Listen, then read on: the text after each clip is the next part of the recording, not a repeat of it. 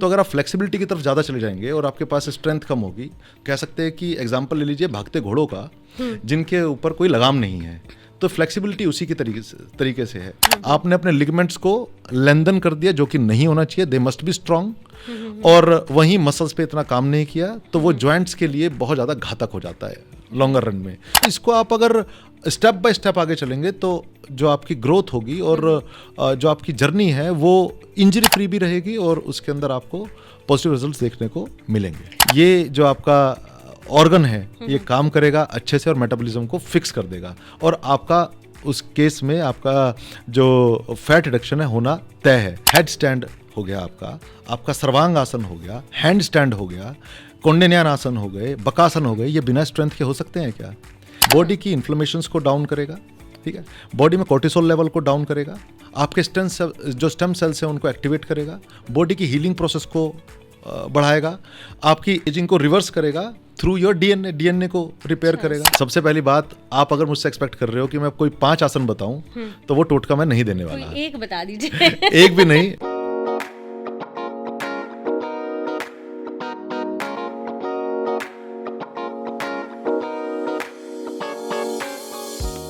कहते हैं health is wealth, और ये बात आज की जनरेशन को बहुत अच्छी तरह से पता है।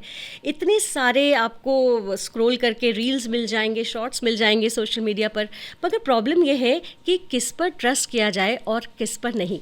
नमस्कार, पॉडकास्ट विद आरजे नीति में स्वागत है आप सभी का, और आज के इस पॉडकास्ट में हम आपके इसी कन्फ्यूजन को दूर करने वाले हैं। हमारे जो गेस्ट हैं उन्होंने बहुत ही साइंटिफिक अप्रोच के साथ हेल्थ और फिटनेस की चीज़ों को योग के साथ जोड़ा है, और बहुत अच्छे से खुद भी स्टडी किया है, और आपको भी बहुत कुछ बताने वाले हैं। आइए योग एक्सपर्ट अतुल जी का स्वागत करते हैं अपने इस पॉडकास्ट में। बहुत बहुत स्वागत है आपका। नमस्कार, धन्यवाद। अच्छा, सबसे पहला सवाल तो आपसे यही है कि आप पहले एक कॉर्पोरेट जॉब में थे, आप आईटी सेक्टर में थे, और फिर आपने छोड़ के योग को अपनाया, और न सिर्फ अपने जीवन में अपनाया, लोगों को सिखा भी रहे हैं, ट्रेनर्स को सिखा रहे हैं। तो आपकी योग की जर्नी कैसे शुरू हुई? सबसे पहले आप सभी को नमस्कार। मेरा नाम अतुल कुमार वर्मा है। जैसा कि आपने बताया कि कॉर्पोरेट जॉब में मैंने अपना शुरुआती जीवन, जो मेरा जो करियर है वो कॉर्पोरेट जॉब में ही गया है। मैंने 16 साल आईटी इंडस्ट्री में काम किया, और जब मैं अपने करियर के पीक पे था तब मेरा पैशन जो है वो योग बना, और बाद में 2017 में वो प्रोफेशन में कन्वर्ट हुआ। और उसका रीज़न एक बहुत बड़ा था कि मैं टेक्निकल शुरू से बैकग्राउंड से रहा हूँ, और मुझे इस सब्जेक्ट में बहुत लॉजिक्स दिखाई दे, क्योंकि जब मैंने एक्चुअली कहानी जो शुरू हुई वो 2015 में शुरू हुई, जब मैंने सिर्फ फ्लेक्सिबिलिटी को अपना एम मान के एक छोटा सा कोर्स ज्वाइन किया Morarji Desai national institute of योग से। और 1 महीने के बाद जिस तरीके के फिजिकल और मेंटल और इमोशनल चेंजेस मुझे सिर्फ 1 महीने में देखने को मिले, उसने मेरी क्यूरियोसिटी को बढ़ाया, और उस क्यूरियोसिटी की वजह से मैंने इसके बारे में और जानने की कोशिश की। और मैंने उसके बाद शिवानंदा योग, अयंगर योग, और इसके अलावा मैंने सिर्फ यही क्वेश्चन के आंसर ढूंढने के लिए कि ऐसा क्या हुआ है कि ये मुझे जो असर हैं, जो पॉजिटिव असर हैं, ये मेरी बॉडी में सिर्फ 1 महीने में आ गए। क्योंकि मैं लॉजिकल इंसान हूँ शुरू से, तो मेरा जो झुकाव रहता है इस पर रहता है कि क्या हुआ वो नहीं, ये क्यों हुआ उस पर।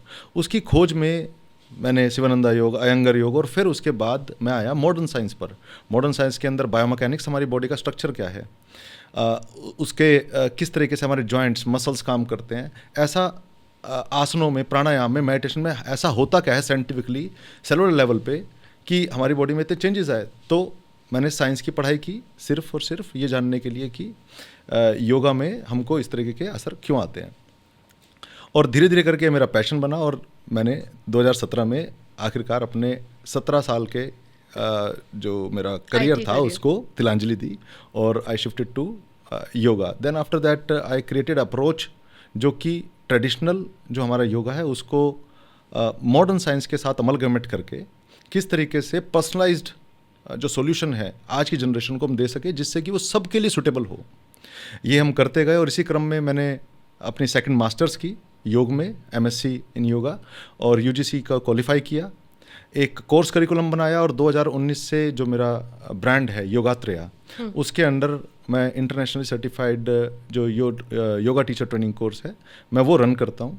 और अब तक करीब 800 से 900 के बीच में हम स्टूडेंट्स को सर्टिफाइड टीचर बना चुके हैं। वो सिर्फ सर्टिफाइड योगा टीचर नहीं है, वो एजुकेटेड योगा टीचर्स हैं जो कि पर्सन के हिसाब से, एक इंडिविजुअल के हिसाब से साइंटिफिक अप्रोच के साथ उनको एक सोल्यूशन बना के देते हैं, जिससे कि एक ही क्लास के अंदर अगर अलग अलग तरीके के अलग अलग एज ग्रुप के लोग हैं और अलग अलग बॉडी स्ट्रक्चर के साथ लोग हैं, अलग अलग कंडीशंस और सिचुएशंस के साथ लोग हैं, तो उन सबको सिंक में लाया जा सके वन वे और द अदर, मॉडिफाई करके अपनी अप्रोच को। तो एक ही सवाल में आपने बहुत अच्छे से जवाब दे दिया। जैसे शिवानंदा योग है और इन सब के बारे में भी हम बात करेंगे, लेकिन पहला जो शुरुआत है कि सबसे बेसिक क्वेश्चन, योग कब और कैसे शुरू किया जा सकता है? क्या सही एज है योग शुरू करने की? क्योंकि जैसे जिमिंग वगैरह कहते हैं कि बच्चे नहीं कर सकते, तो योग के लिए सही एज क्या है? देखिए, सबसे पहली बात है, जब आप योग कहते हैं तो योग में सिर्फ और सिर्फ आसन नहीं आते। मैं आपका क्वेश्चन समझ रहा हूँ, वो आसन की तरफ ज़्यादा जा रहा है। योग में आसन, प्राणायाम, आपका ध्यान और षट क्रियाज और भी बहुत कुछ चीज़ें हैं। अब अगर हम इतने सब चीज़ों का देखें कि सब जो सम्मेलन है वो बेसिकली योग के अंदर आता है, तो ये कोई भी कर सकता है। 3 साल से लेकर 5 साल के बच्चों को भी हम योग करा सकते हैं, लेकिन उसमें डिसिप्लिन की कमी होगी, थोड़ा फन फैक्टर ज़्यादा होगा, क्योंकि वो इतना ज़्यादा आपके सुनेंगे नहीं, उनके साथ फ्रेंडली होकर ही काम किया जाएगा। असल एज जो योग कराने की है बच्चों को, वो 7 से 8 साल की उम्र में आप बच्चों को योग करा सकते हैं। वहाँ डिसिप्लिन भी लाया जा सकता है और वहाँ प्राणायाम और मेडिटेशन के लिए बोला जा सकता है।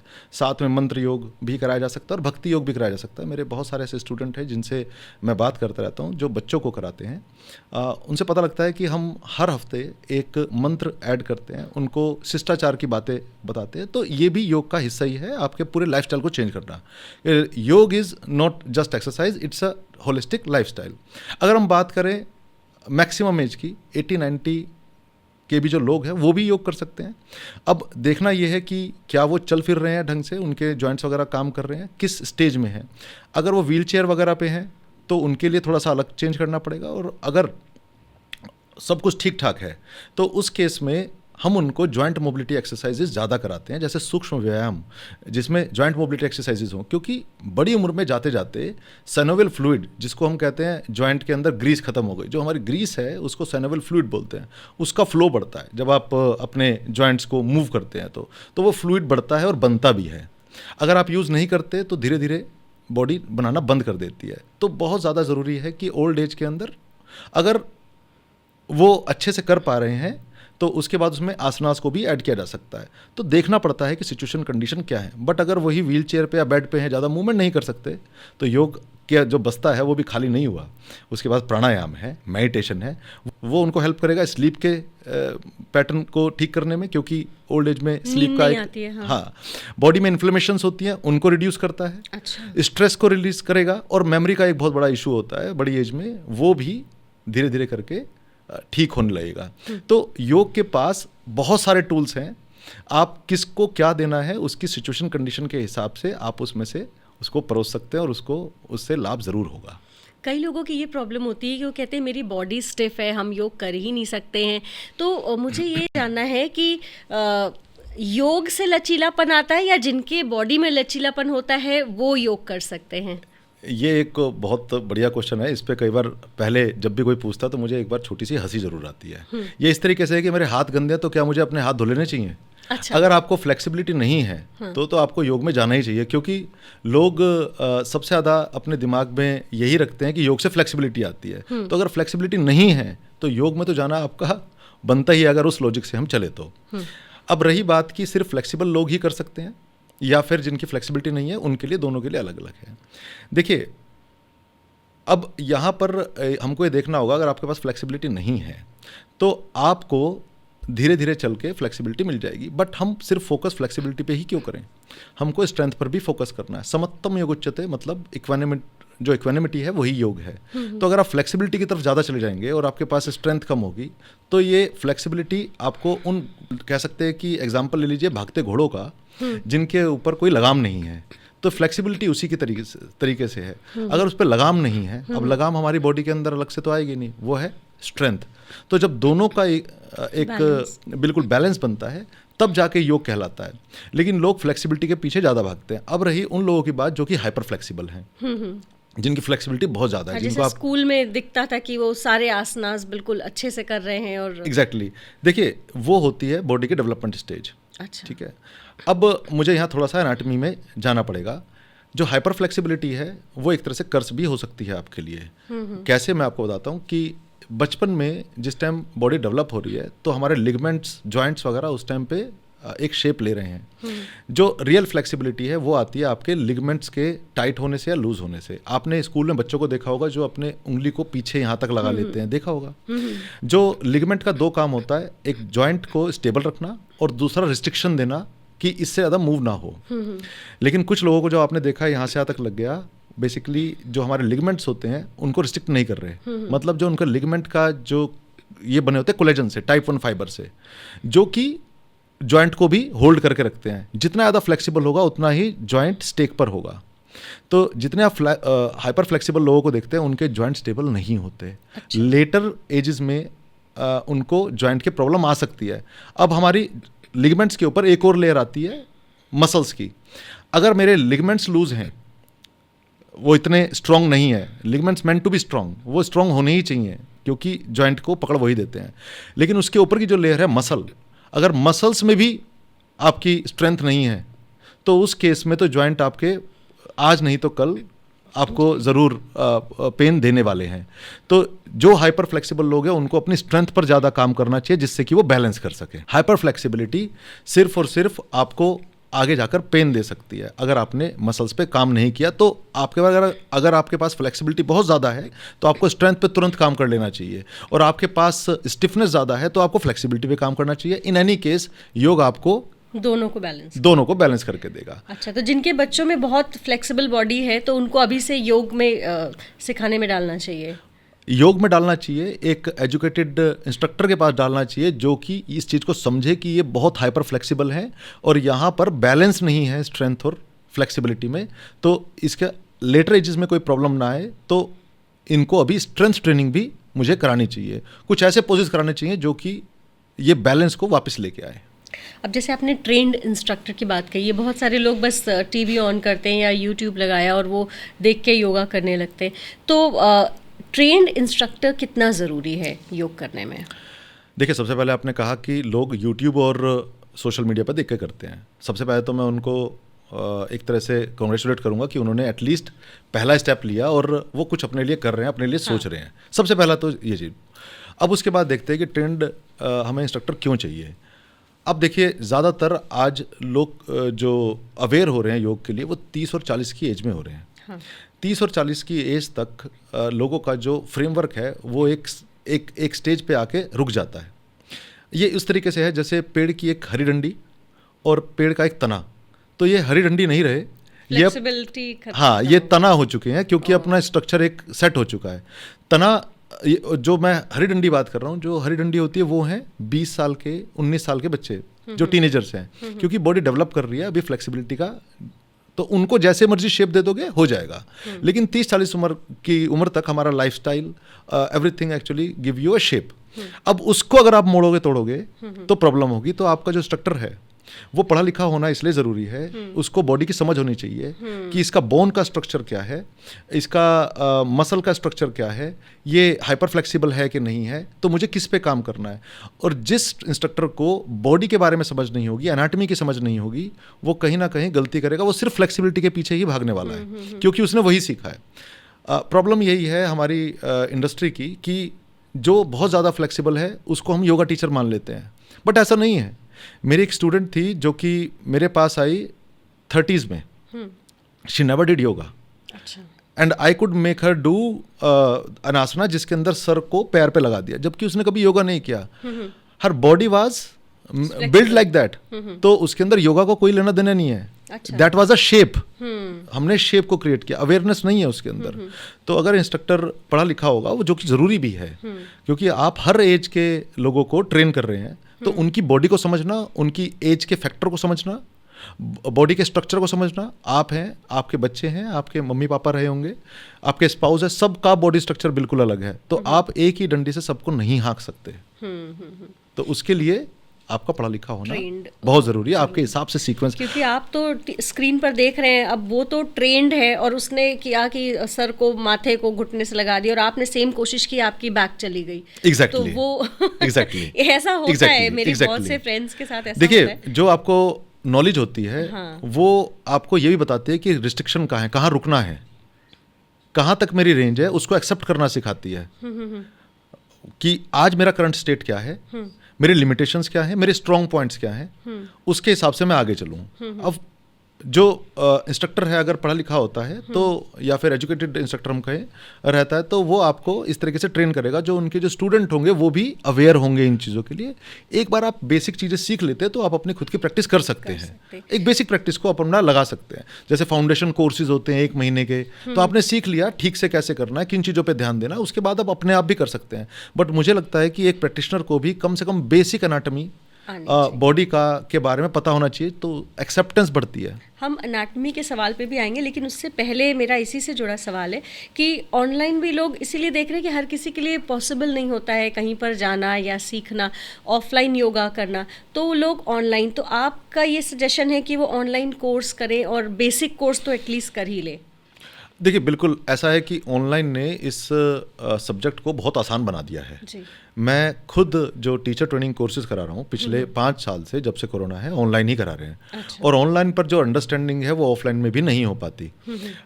ये मैं एडवोकेट करने लगा हूँ ऑनलाइन को। जब शुरुआत किया था तो मैं ही इसको अपोज किया करता था। मैं आईटी बैकग्राउंड से हूँ। देखो, ये सारा का सारा डिफरेंस आता है कि आप आईटी जो पूरा बैकग्राउंड है, जो बेसिकली सेटअप है, उसमें आप कितना कंफर्टेबल हैं, पहली बात।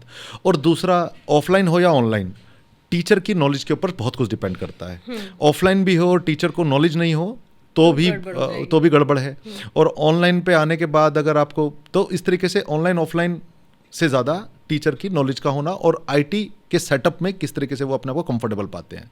अब मैं बताऊं कि अगर मुझे बताने हो कि एडवांटेजेस क्या हैं ऑनलाइन पे, तो मैं 2-3 एग्जांपल के साथ बताऊंगा। ऑनलाइन अगर हम ऑफलाइन स्ट्रक्चर की बात करें तो अगर आपकी क्लास में 10 लोग हैं, एक के पीछे एक लोग होते हैं, राइट।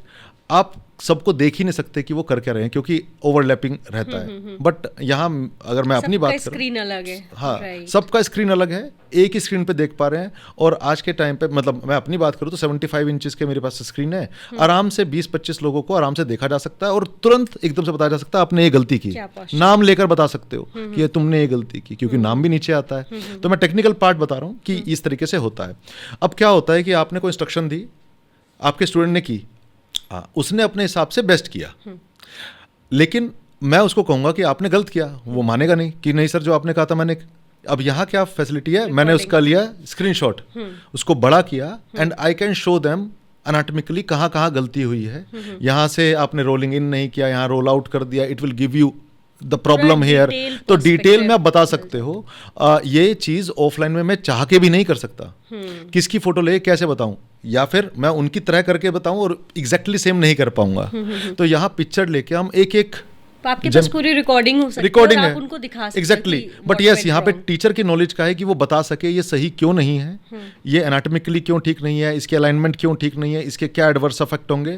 तो इसमें अंडरस्टैंडिंग जो स्टूडेंट्स की है वो बहुत ज़्यादा, कई लेवल तक बढ़ जाती है, बहुत बढ़ जाती है। और वो अपने आप को देखते हैं तो वो पिक्चर अपने दिमाग में रखते हैं कि मैंने इधर इस बार अपने थाई को रोल आउट किया था, रोल इन करना है, वो ऐसा दिखता है, एंड ऑल दैट। तो ये बेसिक अंडरस्टैंडिंग और एडवांस अंडरस्टैंडिंग के लिए बढ़िया है। मैं आपको एक चौंकाने वाली बात बताऊंगा। मेरे आज तक मैंने बताया जैसे 800 प्लस, सम 900 से थोड़े कम जो हैं स्टूडेंट्स में ग्रेजुएट हो चुके हैं। अच्छा। आज तक एक भी ऐसा स्टूडेंट नहीं है ऑनलाइन प्लेटफॉर्म पे जिसने हेड स्टैंड ना किया हो। मैं एग्जांपल के तौर पे बोल रहा हूँ, क्योंकि ये लोगों का एक बहुत बड़ा ड्रीम होता है कि हेड स्टैंड करें। आज तक एक भी स्टूडेंट ऐसा नहीं है जिसने हेड स्टैंड ना किया हो ऑनलाइन विदाउट मेरे फिजिकल प्रेजेंस के। अब यहाँ पर एक आप कहेंगे तो मैं बताना चाहूँगा आगे, एक साइकोलॉजिकल और स्पिरिचुअल इसके पीछे बैकअप भी है। देखिए क्या होता है कि पहली बात, अगर मैं साइंटिफिक बात करूँ तो उन्होंने पहले अपने टीचर से समझा कि एनाटॉमी क्या है उनके बॉडी की, किस मसल पे काम करना है, क्या स्ट्रेंथ लगानी है, कौन सा जॉइंट यूज़ करना है, उस हिसाब से हम आगे जाते हैं। तो अंडरस्टैंडिंग मैंने पहले बता चुका हूँ कि एनाटॉमी की जो अंडरस्टैंडिंग है ऑनलाइन पर बहुत ज़्यादा अच्छी होती है। फिर उसके बाद उनकी जो वर्बल क्यूज़ हैं वो उसको सुनते हैं, क्योंकि उनके पास मेरा सहारा नहीं है फिजिकल, उनके पास सहारा है मेरी नॉलेज का। तो they will be more concentrate, they will concentrate on my verbal cues कि ओके यहाँ से अपने ट्राइपॉड को अच्छे करो, ये वाला प्रेस करो, यहाँ पे प्रेस करो, जो भी जो वर्बल क्यूज रहते हैं। देन शोल्डर को टक इन करो, अपने शोल्डर्स को इतना ऊपर उठाना है, neck should be release, whatever, ठीक है। तो पूरा वो ध्यान उनका कहाँ रहता है, वर्बल क्यूज पे। उसके बाद जब करते हैं तो आराम से हो जाता है, एक या दो ट्राई के अंदर सब हेडस्टैंड कर चुके होते हैं, वन वे और द अदर। अच्छा। और अब इसमें फिलोसफिकल अगर मैं बात करूं तो क्या होता है, अभी जैसे लास्ट ही मेरे बैच में एक लड़की थी जिसने यूपीएससी 2-3 बार ट्राई किया और वो नहीं हो पाया, लो ऑन कॉन्फिडेंस। जब उसने अपना हेडस्टैंड पहली बार किया खुद से, तो उसने एक तरह से मतलब बहुत इमोशनल होकर बताया कि सर मेरा कॉन्फिडेंस बिल्कुल डाउन था कि मैं अपनी लाइफ में कुछ नहीं कर सकती हूँ। ये करने के बाद खुद से मुझे अपने आप से इतना कॉन्फिडेंस आ रहा है कि जिसकी हद नहीं है। अब आप समझिए जो आसन है, एक आसन आपकी लाइफ की सिचुएशन होती है। आपके एडवांस आसना आपकी लाइफ में घटित होने वाली सिचुएशन ही है, they are happening on the mat. अभी वो मैट पे हो रही हैं, लेकिन अब जब रोज इसको प्रैक्टिस करते हैं कि अलग अलग सिचुएशन में जाके मुझे कैसे काम रहना है, यही चीज़ मैट के बाहर हो जाती है। आपको सिचुएशंस को देखने का तरीका अलग होता है कि I can do anything because I can do all the advance asanas, तो I can handle advance situations also. So basically आपका जो पूरा माइंड सेट है वो मैट पे आसन करने से आपकी लाइफ में वो चेंजेस आते हैं। तो इस तरीके से भी आप देखें तो अंडरस्टैंडिंग बहुत ज़रूरी है आसनास की, और ऑनलाइन पे ये हो रहा है। राइट। आप अपनी बातों में कई बार कहते हैं कि योग सिखाने के लिए, सीखने के लिए जो एनाटमी है उसकी नॉलेज होना बहुत ज़रूरी है। तो क्या इंपॉर्टेंस है योग में एनाटमी की? मैं इसको भी एग्जाम्पल के साथ ही बताऊंगा। जैसे मैंने बताया कि एनाटमी से आप पहले अपनी बॉडी को समझते हो, क्योंकि जैसे मैंने बताया कि आपके स्पाउस, इवन आपके फैमिली मेम्बर्स, किसी का भी स्ट्रक्चर एक जैसा हो ही नहीं सकता। Everybody have a different structure. तो एक ही जैसी जो वर्बल क्यूज़ हैं, जो आसनास को करने की जो टेक्निक है, वो सेम नहीं हो सकती, कुछ ना कुछ मॉडिफिकेशंस होते हैं। मैं एग्जांपल के साथ आपको बताता हूँ कि जो हमारा हिप सॉकेट होता है वो गहरा भी हो सकता है और शैलो भी हो सकता है। जिसका डीप हिप सॉकेट होगा तो जो हमारी फीमर बोन, जो थाई बोन होती है, उसके अंदर अच्छे से फिट होती है, स्टेबल होगा जॉइंट, हिप जॉइंट उसका बहुत स्टेबल है। बट जितनी ज़्यादा स्टेबिलिटी उतनी कम मोबिलिटी, तो मोबिलिटी कम होगी। अब उनको कहेंगे स्प्लिट करने के लिए, तो उनसे स्प्लिट बहुत मुश्किल से होगी, क्योंकि वो कहीं ना कहीं एक तरीके से टकराव होगा दो बोन्स का, और वो बोन के स्ट्रक्चर की वजह से आप कितनी भी फ्लेक्सिबिलिटी ड्रिल कर लीजिए, आप जिंदगी में कभी स्प्लिट नहीं कर पाएंगे, या फिर उसके अंदर मॉडिफिकेशन करके करना पड़ेगा। लेकिन वहीं अगर मैं बात करूं जिसका जो हिप सॉकेट शैलो है, अच्छा, शैलो है, उसकी मूवमेंट ज़्यादा होगी। अच्छा। क्योंकि हिप सॉकेट खुला हुआ है तो उसमें मूवमेंट ज़्यादा होगी। अब वो आराम से स्प्लिट कर सकते हैं बिना ज़्यादा मेहनत किए हुए। तो अब अगर मैं जो पहले वाला केस था उसको ज़बरदस्ती करवाना शुरू कर दूं, जो योगा टीचर का पता नहीं, तो क्या होगा, उनके जॉइंट्स जो होंगे उनमें ऐसी चोट लगेगी कि उनको हो सकता है इम्प्लांट भी कराना पड़ जाए। और इसीलिए देखा गया है कि जो जिम्नास्टिक्स में और जो कंटोर्शनिस्ट, जिनको आप योगा में बहुत एडवांस आसन करते देखते हैं, में हिप सॉकेट और नी की सबसे ज़्यादा प्रॉब्लम्स आती हैं, क्योंकि हाइपर फ्लेक्सिबिलिटी की तरफ जा रहे हैं। आपने अपने लिगामेंट्स को लेंथन कर दिया, जो कि नहीं होना चाहिए, दे मस्ट बी स्ट्रांग, और वहीं मसल्स पे इतना काम नहीं किया, तो वो जॉइंट्स के लिए बहुत ज़्यादा घातक हो जाता है लॉन्गर रन में। तो एनाटमी हमको यही बताती है कि कहाँ रुकना है, मेरा सॉकेट किस तरीके का है, और ये जो पेन है वो कैसा है। ये पेन मेरे बोन के लेवल पे है, ये लिगमेंट के लेवल पे पेन आ रहा है, या फिर मेरे मसल के लेवल पे पेन है। क्योंकि मस्कुलर लेवल का जो पेन है उसको फिर भी एक बार सूद किया जा सकता है, क्योंकि खींचा फिर उसके बाद रेस्ट लिया, ठीक हो जाएगा। लिगमेंट अगर गया तो प्रॉब्लम है, क्योंकि लिगमेंट जो बना है वो टाइप 1 कोलेजन से बना है, उसमें ब्लड सप्लाई नहीं होती, और ब्लड सप्लाई नहीं होती तो हीलिंग भी नहीं होती। और अगर लिगमेंट गलती से उसमें अगर कोई चोट लगती है तो 6-6 महीने और साल तक भी लग सकते हैं। और रही बोन की बात, अब ये ऐसी चीज़ तो है नहीं कि कारपेंटर के पास जाओ और रंदा लगवा के और उसको शेप को चेंज कर दो, वो तो हो ही नहीं सकती, आप कुछ भी कर लो। तो बेसिकली आपको एनाटमी इसलिए जानना जरूरी है कि मेरी लिमिटेशन क्या है, मेरे स्ट्रॉन्ग पॉइंट्स क्या हैं, और यही चीज़ आप मैट के बाहर समझते हो कि जब लिमिटेशन हो तो वहाँ रुक जाना चाहिए। कई बार बगल वाले फ्रेंड्स को देख करके लगता है नहीं इसने कर लिया, मुझे भी करना चाहिए, और आपका ligament we are not same, we are not same, we are not same. Right. तो यही है। अच्छा, आजकल बच्चों में डक फुट की बहुत प्रॉब्लम देखी जा रही है, चाल ऐसे डक की तरह हो गई है। तो एक बार मैंने किसी डॉक्टर से पूछा तो उन्होंने कहा कि कोविड की वजह से भी है कि बच्चों में बहुत मूवमेंट हुई नहीं, तो उनकी जो साइड की मसल्स हैं लेग की वो बिल्कुल वीक सही हो कहा गई हैं। उन्होंने। पर मुझे आपका ये रीज़न भी लग रहा है कि अगर शायद सॉकेट सही नहीं है या डीप है, इसका भी कुछ हो सकता है? नहीं, ये जो प्रॉब्लम है ये है मस्कुलर इम्बैलेंस की। अच्छा। हमारे कोई भी आप मस्कुलर देखोगे तो पेयरिंग में रहते हैं। कुछ अगर हमारे हिप को आउटर रोटेट करने के लिए मसल हैं, तो कुछ मसल्स हैं इंटरनल रोटेट करने के लिए।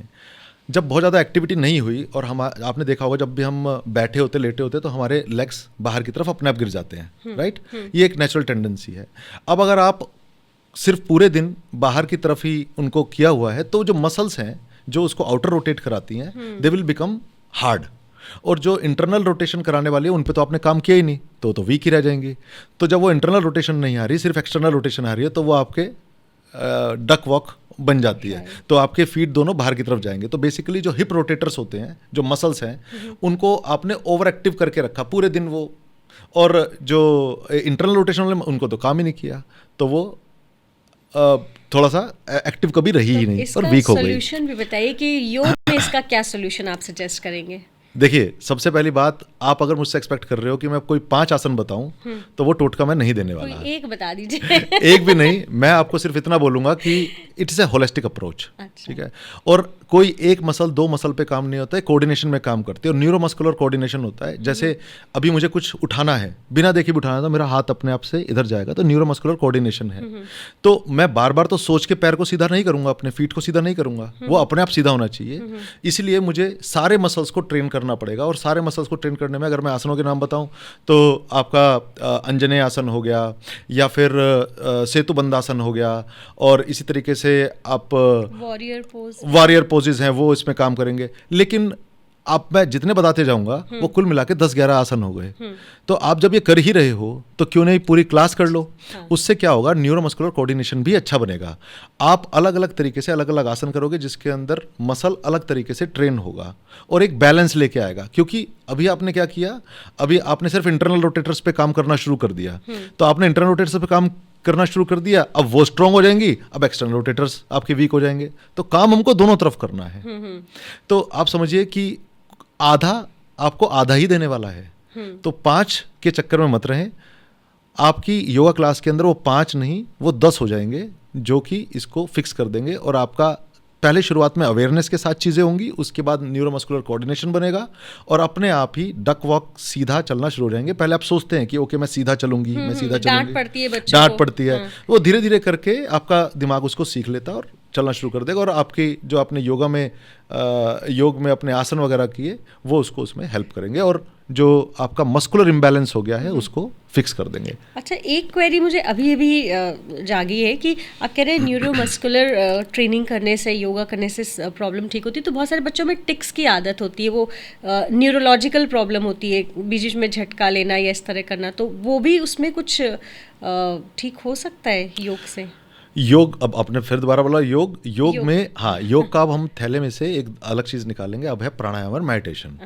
वो आपके जो न्यूरॉन्स हैं, न्यूरोजेनेसिस की तरफ आपको लेके जाता है। न्यूरोजेनेसिस क्या होता है, आपके न्यूरॉन्स को हील करना, आपके स्टेम सेल्स को ऐसा एनवायरनमेंट क्रिएट करके देता है प्राणायाम और मेडिटेशन, कि आपके स्टेम सेल्स, जो आपके न्यूरॉन्स या फिर सेल्स डीजनरेट हो गए हैं या फिर उनमें कोई कमी आ गई है, तो उसको वो हील कर देते हैं। तो अगर ऐसी कोई चीज़ें हैं तो प्राणायाम और मेडिटेशन से फिक्स की जा सकती हैं। आपकी न्यूरोप्लास्टिसिटी जो है वो एक्टिवेट होती है और इस तरह की चीज़ों के अंदर वो हेल्पफुल है।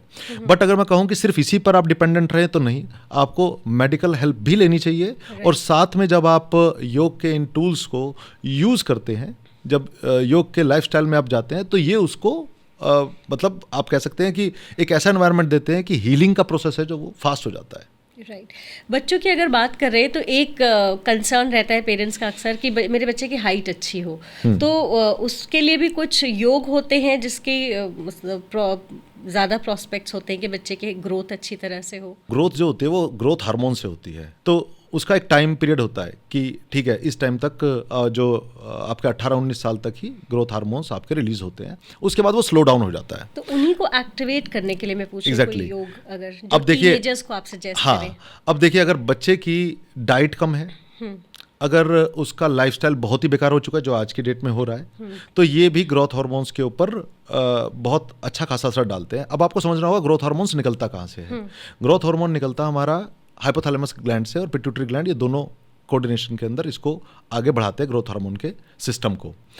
अगर ज़्यादा स्ट्रेस रहता है तो हमारे ये जो ग्लैंड्स हैं ये उतने एक्टिवली काम नहीं कर पाते, और ग्रोथ हार्मोन जो होता है वो उतने इफेक्टिवली नहीं निकल पाता। अच्छा, मतलब पढ़ाई का भी स्ट्रेस है तो वो एग्जैक्टली।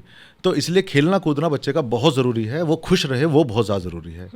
ऐसे में अगर हम प्राणायाम और मेडिटेशन करते हैं तो बॉडी से स्ट्रेस कम होता है, कोर्टिसोल लेवल को वो डाउन करता है, कंसंट्रेशन को बढ़ाता है। इवन प्राणायाम और मेडिटेशन आप करते हैं तो प्री फ्रंटल कॉर्टेक्स होता है जो कि डिसीजन मेकिंग, फोकस और इमोशनल हेल्थ को प्रमोट करता है। तो प्राणायाम और मेडिटेशन बच्चों के लिए इसलिए बहुत ज़्यादा ज़रूरी भी है, जिससे कि उनका स्ट्रेस लेवल डाउन हो, क्योंकि पढ़ाई का स्ट्रेस आज की डेट में ज़्यादा है। और एक और मैं आपको क्रिया बताता हूँ, एक होती है त्राटक, कैंडल गेजिंग मेडिटेशन भी कहा जाता है उसको। तो उससे आपका जो हाइपोथैलेमस और पिट्यूटरी ग्लैंड है वो बहुत ज़्यादा स्टिमुलेट होता है, और वो स्टिमुलेट होता है तो स्टिमुलेट होने के बाद जो उसके हार्मोन्स निकलने हैं, जिनमें से एक ग्रोथ हार्मोन भी है, वो भी अच्छे से सिक्रीट हो पाता है। बट यस, इन सबको काम करने के लिए एक एनवायरनमेंट बहुत अच्छा होना चाहिए, एक काम डाउन वाला आपका जो एनवायरनमेंट होना चाहिए, जो कि स्ट्रेस को लेस किए बिना होगा नहीं। बॉडी में हमारी बहुत सारी इन्फ्लेमेशन भी होती हैं, और हमारा डीएनए भी जो होता है वो भी डैमेज होता है उससे, और बच्चे मतलब जैसे यंग लगने चाहिए वो चीज़ों में भी प्रॉब्लम आएगी।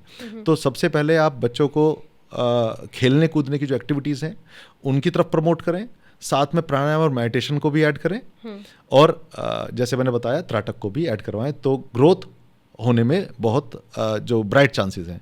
अब ये होता है कि ग्रोथ कितने जो हाइट है किस एज तक हम एक्सपेक्ट कर सकते हैं।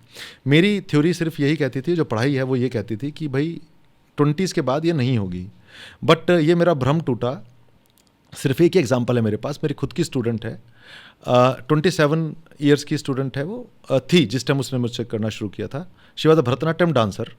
उन्होंने भरतनाट्यम की फॉर्म को ठीक करने के लिए, अलाइनमेंट सीखने के लिए मुझसे ट्रेनिंग लेनी शुरू की। हाइट कहीं एजेंडा में था ही नहीं, but she actually gain 3 inches at her 27। So I was also shocked. तो मुझे भी नहीं पता कि ये ऐसा कैसे हुआ, क्यों हुआ, क्योंकि ना वो एजेंडा लिस्ट में थी ना कुछ थी। मैंने कई बार कंफर्म किया, and she actually confirmed it many times that 3 inches उसकी हाइट बढ़ी है 27 में। मेरे लिए भी नेक्स्ट टू इम्पॉसिबल हुआ। क्या सिखाया उनको, ये तो बड़ी नहीं, कुछ नहीं, सिंपल कुछ भी ऐसा मैंने अलग नहीं सिखाया। जो अलाइनमेंट के जो चीज़ें थी वो प्राणायाम और मेडिटेशन एक पूरा होलिस्टिक चीज़ का। लेकिन ये मैं कहूँ कि आप भी करें, सब कोई भी करे होगा, तो मुझे ऐसा लगता नहीं है, क्योंकि जेनेटिक्स पर भी ये बहुत डिपेंड करता है। ये बहुत ज़्यादा डिपेंडेंट है जीन्स पर। आपके फादर, आपके जो फादर हो गए, आपके ग्रैंड पेरेंट्स हो गए, ये जीन्स उस तरीके से चलते हैं, और जेनेटिकली ये ज़्यादा डिपेंडेंट है। बट हाँ, योग काम करता है, और कब करेगा, कैसे करेगा, वो कहना बड़ा मुश्किल है। लेकिन हाँ, आपको बिना सोचे, अगर आपने इस चीज़ का स्ट्रेस ले लिया कि मेरी हाइट नहीं बढ़ रही, तो बेसिकली आप कर भी रहे हो और फिर उसको रिवर्स भी कर रहे हो। तो जब आप करते हैं तो बहुत ज़्यादा आपको दिमाग लगाना नहीं है, या फ्री माइंड से करें, आप पॉजिटिव एफर्ट दें। होता है हो नहीं तो कोई बात नहीं। तो मतलब आप अगर फिनिकी हो जाएंगे तो शायद वो उतना असर नहीं करेगा। अब आते हैं सूर्य नमस्कार पे। कहा जाता है कि ये अपने आप में कंप्लीट योग है, आप इस बारे में क्या बोलेंगे? ये क्वेश्चन बेसिकली बहुत लोग पूछते हैं, और जैसे मैं हंसी ही निकलती है इस पर। ये कुछ इस तरीके से कि आपका बच्चा कुछ खाना नहीं खा रहा है, तो चल बेटा ये टिक्की ही खा ले, बर्गर ही खा ले। मैं इस तरीके से नहीं करूँगा, टिक्की बर्गर तो चलो जंक फूड में आ गए, वो they are not good. But हाँ, हम क्या सोचते हैं कि कुछ नहीं कर रहे तो चलो चल ही लो, थोड़ा भाग ही लो, तो सूर्य नमस्कार ही कर लो। अब मैं इसको एनाटॉमिकल पॉइंट ऑफ व्यू से बताऊंगा। हमारी बॉडी के 3 प्लेन्स मूवमेंट के बताए जाते हैं। One is sagittal plane. Sagittal plane के अंदर क्या होता है, forward bend and backward bend, यानी मोटे तौर पर सामने झुकना और पीछे की तरफ झुकना। ये कुछ मूवमेंट्स आती है, जैसे हाथ को ऊपर उठाना, हाथ को नीचे करना, सामने की तरफ। सेकंड प्लेन होता है फ्रंटल प्लेन, जिसके अंदर साइड मूवमेंट्स आती हैं, लेटरल मूवमेंट्स आती है, राइट और लेफ्ट, जैसे गर्दन को इधर कर दिया, या मैंने नीचे राइट साइड लेफ्ट साइड। तीसरा प्लेन होता है हॉरिजॉन्टल प्लेन, जिसके अंदर आपकी ट्विस्टिंग्स आती हैं मोटे तौर पर। अब अगर मैं सूर्य नमस्कार की बात करूं तो 3 में से सिर्फ एक ही प्लेन के की जो मूवमेंट है वो उसको कवर करता है, यानी सैजिटल प्लेन जो मैंने पहले बताया था, सामने की तरफ झुकना, पीछे की तरफ झुकना। तो अगर हम कहें कंप्लीट तो वो किसी भी नहीं दर्जे है। से नहीं है। अब मैं कहूँ कि क्या उसके फ़ायदे होते हैं? यस, बिल्कुल फ़ायदे होते हैं। आप एक तरह से बार बार नीचे और ऊपर की तरफ जाते हैं, तो जैसे हम कोई जूस की बोतल लेते हैं और उसको शेक करते हैं तो पल्प जो होता है वो मिक्स हो जाता है, इसी तरीके से ब्लड सर्कुलेशन बहुत अच्छा हो जाता है। अच्छा। एक अच्छा कार्डियोवास्कुलर है। इवन मैं अगर कहना चाहूँ तो जो रनिंग से काफ़ी ज़्यादा अच्छा है कार्डियोवास्कुलर एक्टिविटी के तौर पर, अगर हम देखा जाए सूर्य नमस्कार, क्योंकि इसके अंदर हमारे जो इंटरनल ऑर्गन्स हैं बीच बीच में उन पर दबाव भी पड़ता है। अच्छा। और प्रेस एंड रिलीज की जो प्रक्रिया है वो स्पॉन्ज की तरह है, बार बार आपने इसको निचोड़ा फिर दोबारा उसके अंदर ब्लड वापस आएगा। तो ये जो प्रोसेस होती है और रेगुलर चलती रहे तो एंजियोजेनेसिस की एक प्रोसेस होती है जिसके अंदर नई कैपिलरीज बॉडी में जनरेट होती हैं। वो जनरेट होंगी और तब ब्लड सर्कुलेशन और बढ़ेगा, और हमारे जो टिश्यूज हैं जिनके ऊपर दबाव पड़ा खुले वो एक्टिव होते हैं। जैसे एक वेकअप कॉल, जैसे बच्चा है कुछ नहीं कर रहा, उसको जोड़ के हमने उठा दिया, ऐसे टिश्यूज जो है वो एक्टिवेट होते हैं। और अगर वो मतलब थोड़ा सा कम काम कर रहे थे तो एक्टिव होके वो ज़्यादा काम करना शुरू कर देते हैं। और जब आपके ऑर्गन के टिश्यूज एक्टिव हो गए तो वो एंजाइम्स और हार्मोन्स जो भी उनको सिक्रेट करते हैं वो अच्छे से करेंगे, तो आपका सिस्टम अपने आप ठीक होना शुरू हो जाएगा। तो फायदे तो अनडाउटेडली हैं, बट इसको मैं कंप्लीट कहूँ तो कंप्लीट नहीं है, क्योंकि हमको हर प्लेन पे मूवमेंट चाहिए ही चाहिए, क्योंकि ग्रेविटी हर जगह अलग अलग काम करती है, फॉरवर्ड में, बैकवर्ड में, साइड में ग्रेविटी। और ग्रेविटी के जब हम अगेंस्ट जाते हैं तो हम रेजिस्टेंस पैदा करके अपने मस्कुलर की स्ट्रेंथ और फ्लेक्सिबिलिटी दोनों का एक बैलेंस बना सकते हैं। दो चीज़ें इससे रिलेटेड हैं कि क्या ये वेट लॉस के लिए बहुत अच्छा है, क्योंकि सूर्य नमस्कार को वेट लॉस के लिए बहुत ज़्यादा प्रोजेक्ट किया जाता है। दूसरी चीज़ कि कितनी बार करना चाहिए? देखिए, फिर वही है कि एक होलिस्टिक अप्रोच जो होगी वही वेट लॉस की तरफ आपको लेके जाएगी। देखिए, दो तरीके से वेट लॉस होता है। मैं दोनों तरीके आपको बताता हूँ। एक वेट लॉस होता है कि आप जो आपकी स्टोर्ड एनर्जी है उसको यूज़ करके आप कुछ काम कर लो तो वो खर्च हो गई, तो आपका जो स्टोर्ड एनर्जी है वो फैट कहलाती है आपके पास। दूसरा, ऊपर से आपने जो खाना खाया उसके अंदर अपने शुगर कंटेंट से जो जिसमें शुगर कंटेंट नहीं है ऐसा खाना खाया, मतलब कैलोरीज आपने ऊपर से ली नहीं और अंदर जो कैलोरीज थी उनको जला दिया, तो कैलोरी डेफिसिट हो गया। उस तरीके से आपका जो वेट लॉस है वो हो जाएगा। ठीक है, आपने तेज कार्डियो की तरह अपने सूर्य नमस्कार को किया। बट वहीं पर अगर हम होलिस्टिक प्रैक्टिस लेते हैं, योग करते हैं, तो योग में क्या होता है कि आप आसना में होल्ड करते हैं अपने आप को। ठीक है, जब आसना में होल्ड किया तो क्या होता है, एक शेयर स्ट्रेस हमारी मसल्स पे पड़ता है, हमारी वेसल्स पे पड़ता है, क्योंकि कुछ देर के लिए जब मैंने अपने मसल्स को टाइट करके एक पर्टिकुलर आसना में होल्ड किया तो ब्लड सर्कुलेशन रुक जाता है। एक आप कह सकते हैं टेम्पररी हाइपोक्सिया वाली जो स्टेज आती है वो हमारे मसल्स और वेसल्स में आ जाती है। अब बॉडी क्या करती है, उसके अंदर ब्लड को भेजने की कोशिश करती है बट भेज नहीं पाती, और देखते हैं कि ये रोज ही ऐसे कर रहा है, तो क्या करते हैं वो एंजियोजेनेसिस के थ्रू न्यू कैपिलरीज का एक नेटवर्क क्रिएट कर देती है। अच्छा। कि भाई अगर कल को ऐसी दोबारा सिचुएशन आए तो ब्लड सर्कुलेशन ढंग से होता रहे। अब ऐसा करते हुए क्या होता है, जब हम शेयर स्ट्रेस देते हैं उसको रिलीज करते हैं तो जो लिम्फेटिक ड्रेनेज होती है, मतलब जो एसिड्स, जो एसिडिक लेवल वाली चीज़ें जैसे आपका लैक्टिक एसिड वगैरह हो गया, यूरिया हो गया, जो हमारे मसल्स में जमा रहता है वो सब ड्रेन हो जाता है, निकल जाता है। नया जो ब्लड है वो प्रोफ्यूज होता है, उसके अंदर सारा का सारा दोबारा से आता है। तो इस तरीके से हमारा जो ब्लड सर्कुलेशन है वो बढ़ता है। जो हमारी वेन्स हैं उसके अंदर लचीलापन आता है, और ये करते हुए ऑब्वियसली जो फैट की लेयर है वो धीरे धीरे करके कम होती है और इन्फ्लेमेशन भी कम हो जाती है। तो इस तरीके से आपका जो आपके ऑर्गन्स हैं वो अच्छे से काम करना शुरू करते हैं और आपका जो मेटाबॉलिज्म है वो फास्ट होने लगता है। अगर हम यही बात करें अपने थायराइड ग्लैंड की, तो मेटाबॉलिज्म इसका मेन फंक्शन है, और मेटाबॉलिज्म होता है आपकी बॉडी के अंदर एनर्जी और जो आपकी स्टोर्ड एनर्जी को किस तरह से कितना खर्च करना है, आप कितना बॉडी में रहेगा, इसको बैलेंस में लेके आता है। अब आप सोचिए कि आप आसन के अंदर करते हैं सर्वांग आसन। राइट। सर्वांग आसन में सारा प्रेशर जो है वो मेरे थायराइड ग्लैंड पर पड़ेगा। अब थायराइड ग्लैंड के अंदर जो मैंने सब चीज़ें बताई ये सब चीज़ें होंगी, वहाँ पर ब्लड का जो सर्कुलेशन है वो नहीं होगा। धीरे धीरे करके जब आप रोज़ इस चीज़ को करेंगे तो वहाँ पर एंजियोजेनेसिस होगा, यहाँ के टिश्यूज़ वेकअप कॉल की तरह इसको लेंगे, तो आपका जो मेटाबॉलिज्म है वो अपने आप से बैलेंस होने लगेगा। चाहे आप हाइपोथायराइडिज्म की तरफ जा रहे हैं या फिर हाइपरथायराइडिज्म की तरफ जा रहे हैं, ये जो आपका ऑर्गन है ये काम करेगा अच्छे से और मेटाबॉलिज्म को फिक्स कर देगा, और आपका उस केस में आपका जो फैट रिडक्शन है होना तय है। दूसरी चीज़, प्राणायाम और मेडिटेशन जब आप जब करते हैं तो वो कोर्टिसोल लेवल होता है उसको बहुत लो कर देता है। और कोर्टिसोल के साथ आप समझिए जितना ज़्यादा कोर्टिसोल होगा आपके स्ट्रेस होगा उतना ही है मोटापा, और जितना कोर्टिसोल कम होता जाएगा उतना मोटापा कम। तो वो भी एक इस तरह के एनवायरनमेंट को क्रिएट करता है। तो क्या रिवर्स भी किया जा सकता है? कोई आपको ऐसा कोर्स कोई दिखा है केस जिसमें थायराइड रिवर्स हो जाता हो योग से? देखिए, ये कहना तो मेडिकल क्लेम करना हो जाएगा, मैं ऐसा क्लेम नहीं करूंगा। मैंने पहले भी आपको बताया, जैसे हाइट के केस में हमने बताया था कि आप इन सब चीज़ों को कर सकते हो बिना ज़्यादा दिमाग पर स्ट्रेस डाले। वही चीज़ है कि आप एक तो अपनी लाइफ में कुछ पॉजिटिव करना चाह रहे हो और उस चीज़ का स्ट्रेस भी ले रहे हो। मैंने जैसा बताया कि अगर आपको वेट लॉस करना है और अच्छा एनवायरनमेंट बनाना है, एक हेल्दी एनवायरनमेंट बनाना है अपनी बॉडी का, तो उसके लिए स्ट्रेस का डाउन होना बहुत ज़रूरी है। तो आप एक पॉजिटिव एटीट्यूड के साथ इन चीज़ों को शुरू करें। Scientifically, logically it is very much आप कैन से पॉसिबल, बट कब कितना कैसे होगा वो किसी को नहीं पता। You have to be regular. क्योंकि मुझे ना एक डॉक्टर ने ये बात बोली कि कई लोग मेरे पास आते हैं, वो योगा करके पता नहीं कैसे रिवर्स कर लेते हैं तो उनका ठीक भी हो जाता है, तो इसलिए मैंने पूछा। दूसरी चीज़ ये है कि क्या योग से साइड इफ़ेक्ट भी है कोई?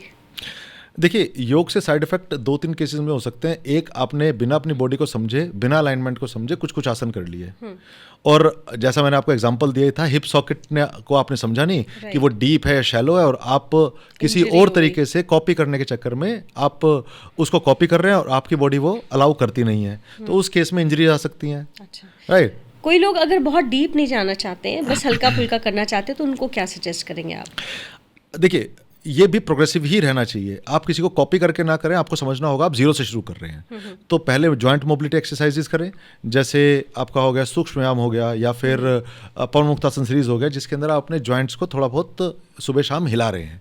उसके बाद जब आपकी उस पर पकड़ बन जाए, आपका कंट्रोल आपके मसल्स पर आ जाए, उसके बाद आप धीरे धीरे करके सूर्य नमस्कार पर जा सकते हैं। जब सूर्य नमस्कार पर आपकी पकड़ बढ़ जाए तो फिर उसके बाद आप धीरे धीरे उसमें आसनों को भी ऐड कर सकते हैं, और धीरे धीरे जब आपका बैलेंस अच्छा बन जाए तो फिर एडवांस आसनों की तरफ जा सकते हैं। तो इसको आप अगर स्टेप बाय स्टेप आगे चलेंगे तो जो आपकी ग्रोथ होगी और जो आपकी जर्नी है वो इंजरी फ्री भी रहेगी, और उसके अंदर आपको पॉजिटिव रिजल्ट्स देखने को मिलेंगे। बात करते हैं महिलाओं की। लेटर ईयर्स में 40 के बाद कहते हैं कि स्ट्रेंथ से ट्रेनिंग बहुत ज़रूरी होती है, नहीं तो मसल डिप्लीशन जैसी प्रॉब्लम आती है। तो उसमें आप क्या सजेस्ट करेंगे? क्योंकि वो अक्सर उनको सजेस्ट करते हैं कि अब जिम ज्वाइन करने का या वेट ट्रेनिंग का टाइम आ गया, तो क्या योग से ये स्ट्रेंथ ट्रेनिंग की जा सकती है? मैं ये नहीं कहूँगा कि जिमिंग की जो एक्सरसाइजेज है वो गलत हैं, लेकिन मैं उनको थोड़ा सा इनकम्प्लीट मानता हूँ, क्योंकि आइसोलेटेड वे में उनको किया जाता है, जैसे लेग्स की एक्सरसाइज की, हैंड्स की एक्सरसाइज की, या फिर किसी और पार्ट की एक्सरसाइज की। बट वहीं जब हम आसनों की बात करते हैं, जैसे प्लैंक,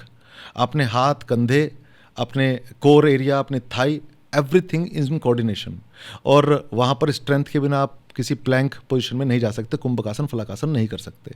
वहीं मैं अगर बात करूँ चक्रासन की, चक्रासन के अंदर भी आपको कोऑर्डिनेशन के साथ ही आप जा सकते हो। वहाँ पर अपनी बैक की मसल्स को आपने स्ट्रॉन्ग किया, ग्लूट की मसल्स को स्ट्रॉन्ग किया, हैमस्ट्रिंग की मसल को स्ट्रॉन्ग किया, शोल्डर की मसल को स्ट्रॉन्ग किया, और साथ में आपने फ्लेक्सिबिलिटी को भी गेन किया। और साथ में आपने क्या सीखा? न्यूरोमस्कुलर कोऑर्डिनेशन, कैसे मेरी पूरी बॉडी, सारे जॉइंट्स कैसे एक साथ काम कर रहे हैं एक ही टाइम पर। तो जो ये बात बोलते हैं, शायद उन्होंने आसन को स्ट्रेचिंग की तरह किया है, आसन को उसके असली स्वरूप को जाना ही नहीं। उन्होंने सिर्फ स्ट्रेचिंग के तौर पे किया, और फ्लेक्सिबिलिटी ही उसके बारे में जानते हैं। हेड स्टैंड हो गया आपका सर्वांग आसन हो गया, हैंड स्टैंड हो गया, कौंडिन्यान आसन हो गए, बकासन हो गए, ये बिना स्ट्रेंथ के हो सकते हैं क्या? सबसे पहली बात आई तो ये तो पहले ही मिथ है कि यहाँ पर स्ट्रेंथ आपको नहीं मिलेगी। आप मस्कुलर जब तक आपकी मस्कुलर स्ट्रेंथ नहीं होगी, आप ये आसन सोच भी नहीं सकते। मतलब अब मस्कुलर स्ट्रेंथ आ रही है। दूसरी चीज़, आप 40 की बात कर रहे हैं, 40 की एज में आपको सबसे पहले बात करनी चाहिए मेनोपॉज की, जहाँ पीसीओएस पीसीओडी के जो केसेस है वो ज़्यादा बढ़ जाते हैं। तो ऐसे में होते किस वजह से हैं? हार्मोनल इम्बैलेंस की वजह से। और वो कैसे ठीक होगा? प्राणायाम और मेडिटेशन से। बॉडी की इन्फ्लेमेशंस को डाउन करेगा, ठीक है, बॉडी में कोर्टिसोल लेवल को डाउन करेगा, आपके स्टेम सेल्स हैं उनको एक्टिवेट करेगा, बॉडी की हीलिंग प्रोसेस को बढ़ाएगा, आपकी एजिंग को अच्छा करेगा, एजिंग को रिवर्स करेगा, थ्रू योर डीएनए को रिपेयर करेगा, स्किन वगैरह भी अच्छी हो जाएगी, बिल्कुल अच्छी हो जाएगी। वो मतलब ये सारे आप कह सकते हो कि ये उसके अफेक्ट्स हैं, एक पॉजिटिव अफेक्ट्स हैं। ये छोटी छोटी चीज़ें हैं, ये तो होनी ही है। पोस्चरल डिफेक्ट जो खत्म होने हैं, मस्कुलर इम्बैलेंसेस खत्म होने हैं, मस्कुलर स्ट्रेंथ बढ़ेगी। जैसे मैंने आपको शुरुआत में ही बताया था, it is not about flexibility, it is about the balance. और जब हम बैलेंस की बात करें तो स्ट्रेंथ और फ्लेक्सिबिलिटी दोनों ही फैक्टर्स हैं। तो महिलाओं को तो इन बातों में आपके बहुत इंटरेस्ट आ रहा होगा। एक और बहुत उनके इंटरेस्ट की बात है फेस योगा। तो क्या है ये फेस योगा? देखिए, फेस योगा के अंदर जो एक्टिविटीज़ की जाती हैं वो फेशियल जो ब्लड सर्कुलेशन है उसको बढ़ाया जाता है और मसल्स को मसाज दी जाती है। और स्टडीज़, साइंटिफिक स्टडीज़ भी ये कहती हैं कि अगर आप 20 से 25 हफ्ते तक रेगुलरली डेली 30 मिनट्स तक आप इसको करते हैं तो यस, फेस में अपलिफ्टमेंट आएगी और जो एक बिना सर्जरी के आपका हाँ होगा। बट जो प्रोसेस है वो काफ़ी स्लो है। डर्माटोलॉजिस्ट जो हैं वो इसको काउंटर करते हैं और वो कहते हैं कि इतना ज़्यादा फेस योगा करने से आपको रिंकल्स भी बढ़ते हैं। तो मैं उस बहस में ना जाकर मैं आपको एक अच्छा अल्टरनेटिव दूंगा। हम फेस योगा करते क्यों हैं? यंग दिखने के लिए। यही होता है कि भाई मेरा जो लुक्स है वो यंग रहे। क्यों ना मैं आपको ऐसा सोल्यूशन दे दूं कि आप नेचुरली ही यंग हो जाएं। बताइए। योग मेरे पास तो वही है। अच्छा, आपके आसन, प्राणायाम और मेडिटेशन। स्पेसिफिकली जब आप आसन की अगर मैं बात करूं तो आप जब इन्वर्टेड पोस्चर्स करते हैं जिसके अंदर आपका फेस नीचे और आपका बाकी का हिस्सा ऊपर की तरफ रहता है, तो ब्लड सर्कुलेशन जाता है, लिम्फेटिक जो ड्रेनेज होती है वो बढ़ जाती है शेयर स्ट्रेस के साथ। एक दिन में ये चीज़ें नहीं होती, बट रेगुलर प्रैक्टिस के साथ चेहरे पर ग्लो आना शुरू हो जाता है। एग्जैक्टली, ठीक है। उसके साथ क्योंकि आप आसनों में हर ग्रेविटी के हर एक जोन में जाते हैं। जैसे साइड आपने गए और गर्दन को इस तरह से मोड़ा तो एक तरफ की जो आपकी नेक की मसल्स हैं वो आपके चेहरे की मसल्स को भी पुल करती हैं। तो उसकी इन एनी केस जो एक्सरसाइज हो ही रही है, स्ट्रेचिंग हो ही रही है। अब अगर आप बात करो ऊष्ट्रासन की या मत्स्य आसन की जिसमें गर्दन को पीछे पूरा खींचा जाता है, तो उन मसल्स की एक जो ट्रेनिंग है वो पुल आ रहा है। तो उस तरीके से जब वो खिंचाव होगा, शेयर स्ट्रेस पड़ेगा और ब्लड सर्कुलेशन को चोक होगा तो जो उस तरह के यूरिया एसिड्स वगैरह हैं वो वहाँ से फ्लश होंगे। तो बहुत क्लियर एनवायरनमेंट वहाँ क्रिएट होता है और धीरे धीरे करके एक लेवल पे आपकी जो मस्कुलर टोन जो होती है, जो मसल्स की टोन है चेहरे पे, वो बरकरार रहती है। अब आते हैं आपके प्राणायाम और मेडिटेशन पे। कोर्टिसोल लेवल को डाउन करेगा। जैसे मैंने आपको बार बार ये बात बोल रहा हूँ, कोर्टिसोल लेवल को डाउन करेगा।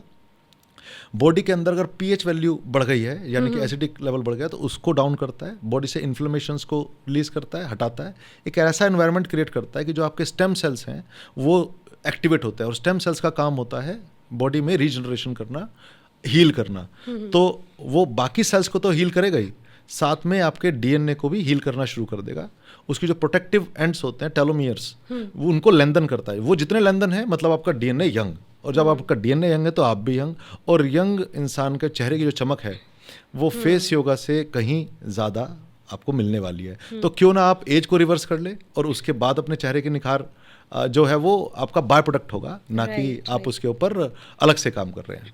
अच्छा, बात सूर्य नमस्कार की एक बार और करते हैं कि कब और कैसे करना चाहिए। देखिए, आपने नाम लिया सूर्य नमस्कार, बट हम जो आज की डेट में हम कर रहे हैं वो कर रहे हैं बल्ब और ट्यूबलाइट नमस्कार। राइट, ठीक है। तो वो एक तरह से एक्सरसाइज जैसा बन के रह जाता है। उसके भी फायदे हैं, ऐसा नहीं है कि उसके फायदे नहीं है, आपको नहीं करना चाहिए। अच्छा, सूर्य नमस्कार आप कह रहे हैं सूर्य के सामने ही करना चाहिए? सूर्य के सामने करना चाहिए। अच्छा, सूर्य से हमको क्या मिलता है सबसे ज़्यादा, क्या जानते हैं आप? Vitamin D.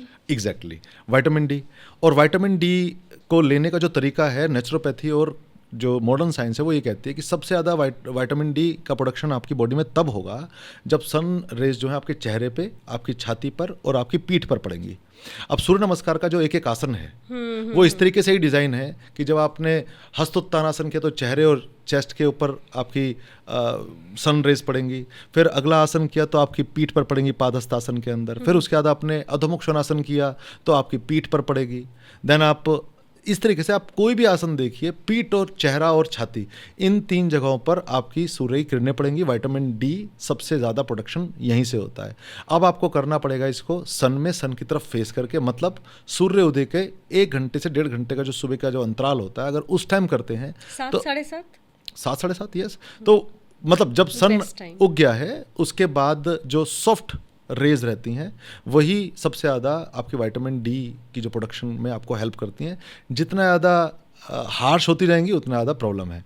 तो बेसिकली आप उसका अगर सही से फ़ायदा लेना चाहते हैं, सन को एब्जॉर्व करना चाहते हैं, सन की पावर को एब्जॉर्व करना चाहते हैं और एक होलिस्टिक सिस्टम बनाना चाहते हैं अपनी बॉडी के अंदर, तो आपको सूर्य नमस्कार सूर्य की प्रेजेंस में ही करना चाहिए। अच्छा, आप कहते हैं कि सूर्य नमस्कार की जो हिस्ट्री है बहुत ज़्यादा पुरानी नहीं है, इसमें क्या कहना चाहेंगे?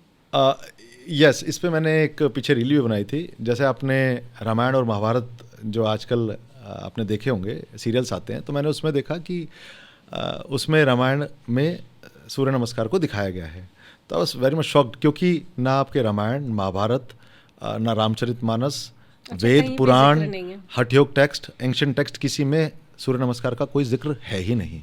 जो पहला जिक्र है वो 1928 के अंदर 10 पॉइंट हेल्थ करके एक बुक है जो कि राजा ऑफ औंध ने लिखी थी। सेंचुरी में आया। हाँ, 1928 के अंदर पहली बुक थी उनकी, जिसके अंदर उन्होंने सिंपल ये बताया कि मेरे जो एंसेस्टर्स थे उनकी एक स्पिरिचुअल प्रैक्टिस हुआ करती थी सूर्य को। It was not an exercise. उसमें बहुत सारे मंत्र हुआ करते थे और it took a longer period of time. तो उन्होंने क्या किया, उसमें से सिर्फ जो फिजिकल पार्ट था उसको बाहर निकाला and started making it in sequence. पहले सिर्फ 10 स्टेप हुआ करते थे, 12 स्टेप्स थे ही नहीं। अच्छा। वो 12 स्टेप्स बाद में हुए हैं। हाँ, मॉडिफाई होते हुए हुए हैं। उन्होंने वहाँ स्कूल और कॉलेजेस के अंदर इसको कंपलसरी बनाया अपने जो मुझे तो लगता है अभी भी होना चाहिए। हाँ, तो ये बनाया और ये बाहर तक भी पहुंचा। उनकी एक और बुक आई जिसके अंदर उनका जो बेटा है वो और कुछ फॉरेनर्स करते हुए दिखाई दिए। उनकी वीडियो भी कुछ अवेलेबल यूट्यूब पर है। That was the first time जब सूर्य नमस्कार प्रेजेंस में आया था। उसके बाद अलग अलग स्कूल्स ने इसको अपनाया और उसमें कुछ मॉडिफिकेशंस भी की। आज सूर्य नमस्कार के कई सारे वेरिएशंस हैं। तो आप कभी भी कोई मिले तो आप किसी से बहस नहीं कर सकते कि मेरा सूर्य नमस्कार कि तुम्हारा सूर्य नमस्कार, ठीक, क्योंकि अलग अलग वेरिएशंस हैं। करना ज़रूरी है, बहस नहीं, सूर्य नमस्कार। क्योंकि उसके फ़ायदे over period of time science ने भी उसको माना है और वैसे भी मैंने भी अपनी क्लासेस के अंदर और सभी योगा टीचर्स ने इसको देखा है। एसी में योगा करना कितना सही है? देखिए, क्वेश्चन इस तरीके से रहना चाहिए कि किस एनवायरनमेंट में करना चाहिए। अब दिल्ली का जो एनवायरनमेंट है वो इन एनी केस आपको ये पता है वो गैस चैम्बर की तरह है। सबसे पहला है कि वेंटिलेशन अच्छा होना चाहिए।